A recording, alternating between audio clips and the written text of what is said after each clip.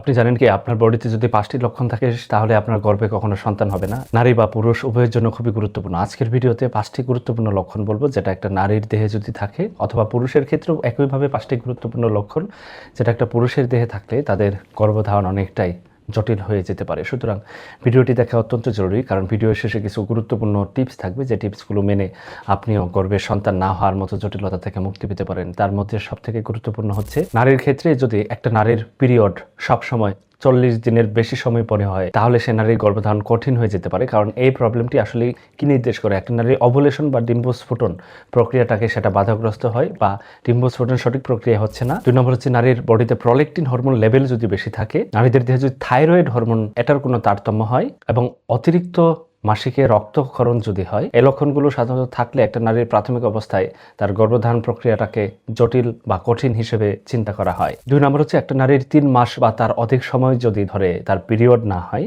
সেক্ষেত্রে তার গর্ভধারণ কঠিন হয়ে যেতে পারে। এই প্রবলেমগুলো সাধারণত কয়েকটি কারণে হতে পারে। একটা হচ্ছে তার পলিসিস্টিক ওভারিয়ান সিনড্রোম। 2 নম্বর হচ্ছে তার হরমোনাল কোনো প্রবলেম, সেটা হতে পারে থাইরয়েড হরমোন, হতে পারে প্রলেকটিন হরমোন, হতে পারে এস্ট্রোজেন, প্রজেস্টেরন। এবং সবথেকে গুরুত্বপূর্ণ হচ্ছে তার ডিম্বাশয়ের রিজার্ভ যদি কমে যায়, সেক্ষেত্রেও এই ধরনের প্রবলেম হতে পারে। 4 নম্বর হচ্ছে নারীদের পিরিয়ডের সময় যদি তীব্র ব্যথা হয় এবং সেই ব্যথা যদি সব সময় হয় এবং অসহ্যকর ব্যথা হয়, এটা একটা গুরুত্বপূর্ণ লক্ষণ হতে পারে নারীদের গর্ভে সন্তান না হওয়ার। তবে এটা সাধারণত কয়েকটি কারণে হয়ে থাকে। তার মধ্যে 1 নম্বর হচ্ছে এন্ডোমেট্রিওসিস নামক একটা রোগ আছে, যেটা জরায়ুর লাইনিং সেটা অস্বাভাবিক থাকে এবং এটার কারণে নারীদের টিউব বা ওভারির অ্যানাটমিক্যাল কিছু চেঞ্জ ঘটে এবং আলটিমেটলি এটা ফার্টিলিটি বা উর্বরতার হার কমিয়ে ফেলতে পারে। সবথেকে গুরুত্বপূর্ণ হচ্ছে নারীদের হঠাৎ করে মুখে লোম গজাচ্ছে পুরুষের মতো, ভ্রূণ হচ্ছে এবং এর সাথে মাসিক অনিয়মিত, তাহলে এটা একটা নারীর গর্ভধারণ ব্যর্থ হওয়া বা গর্ভে সন্তান জন্ম দেওয়ার সক্ষমতা কমিয়ে দেওয়ার একটা গুরুত্বপূর্ণ লক্ষণ। এই লক্ষণগুলো সাধারণত 1 নম্বর কারণ হচ্ছে polycystic ovarian syndrome. Polycystic ovarian সিনড্রোমে ইনসুলিন রেজিস্ট্যান্ট হয়ে নারীদের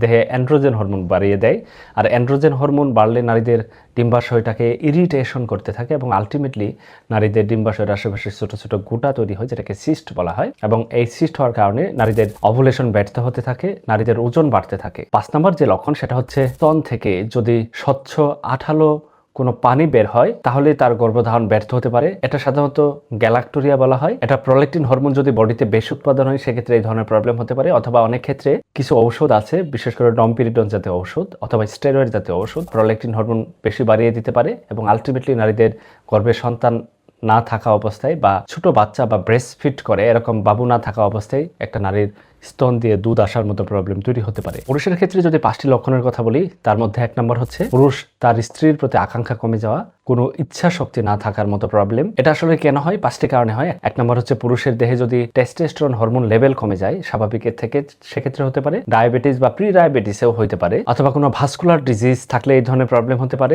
সবথেকে গুরুত্বপূর্ণ হচ্ছে কোনো হরমোনাল ডিজিজ যদি থাকে পুরুষের দেহে, সেক্ষেত্রেও এই ধরনের প্রবলেম হতে পারে। 2 নম্বর লক্ষণ হচ্ছে পুরুষের অন্ডথলি বা টেস্টিসে যদি দীর্ঘদিন যাবত ব্যথা অনুভব করা এবং সেই ব্যথা যদি দাঁড়িয়ে থাকলে বাড়ে এবং রাতের বেলা চিনচিন ব্যথার তীব্রতা বাড়তে থাকে এবং সেটা শুয়ে থাকলে কমে যায়, তাহলে বুঝতে হবে পুরুষের দেহে ভেরিকোসিল নামক একটা রোগ হয়েছে, যেটা স্ক্রিনে দেখতে পাচ্ছেন। এবং এই ভেরিকোসিল হলে একটা পুরুষের শুক্রাণু তৈরি হওয়ার যে সক্ষমতা সেটা কমে যায় এবং আলটিমেটলি শুক্রাণুর গুণগত মান নষ্ট করে দেয়। 4 নম্বর যে লক্ষণ সেটা হচ্ছে পুরুষের অন্ডকোষ নরমালি 2টা থাকে, এই 2টা অন্ডকোষ কিন্তু সমান সাইজ হবে। যদি দেখা যায় একটা থেকে আরেকটা অস্বাভাবিকভাবে ছোট হয়ে যাচ্ছে অথবা একটা যেরকম হার্ড বা শক্ত লাগে বলের মতো আরেকটা একেবারে নরম, এই লক্ষণ যদি থাকে তাহলে বুঝতে হবে সে পুরুষের অন্ডথলির সক্রিয়তা বা ফাংশন কমে যাচ্ছে, আলটিমেটলি গর্ভে সন্তান জন্ম দেওয়ার সক্ষমতা কমে যেতে পারে। সবথেকে গুরুত্বপূর্ণ হচ্ছে একটা পুরুষের যদি অস্বাভাবিকভাবে ওজন বাড়তে থাকে এবং পাশাপাশি মাথার চুল কমতে থাকে এবং অল্প পরিশ্রমে হাঁপিয়ে ওঠার মতো প্রবলেম, এগুলো সাধারণত একটা পুরুষের যখন টেস্টোস্টেরন লেভেল কমে যায় সেক্ষেত্রে এই ধরনের প্রবলেম হয়ে থাকে। এবং টেস্টোস্টেরন লেভেল কমে গেলে একটা পুরুষের শুক্রাণুর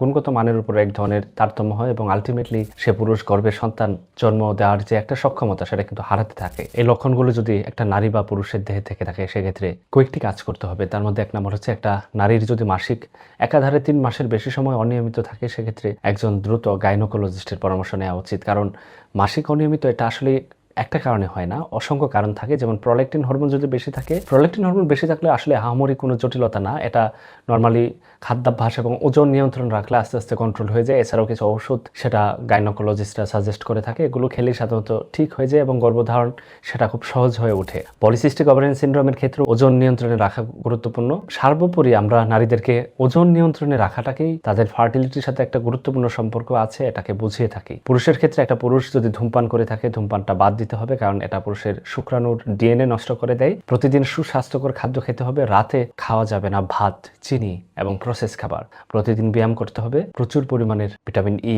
মাল্টিভিটামিন জাতীয় খাদ্য গ্রহণ করতে হবে। সঠিক নিয়মে মেলামেশার মাধ্যমে গর্ভে সন্তান নেওয়া খুবই সহজ। সুস্থ থাকুন। আসসালামু আলাইকুম।